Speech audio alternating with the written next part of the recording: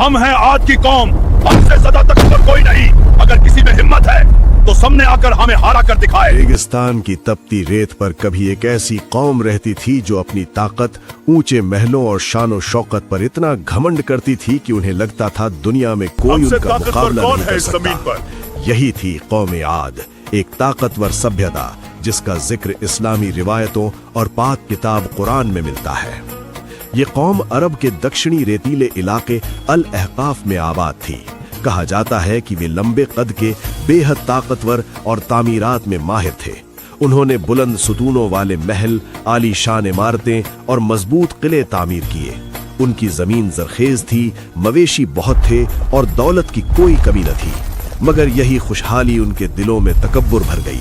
वे अपनी कुव्वत पर इतराने लगे और एक खुदा की इबादत छोड़कर बुतों की परस्तिश करने लगे।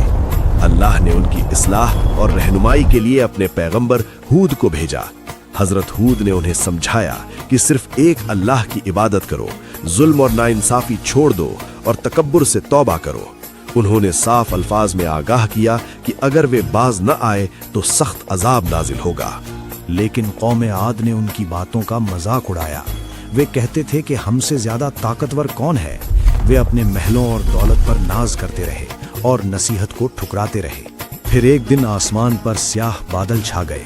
लोगों ने समझा कि बारिश होगी और खुशहाली बढ़ेगी, मगर वो रहमत नहीं बल्कि अजाब था।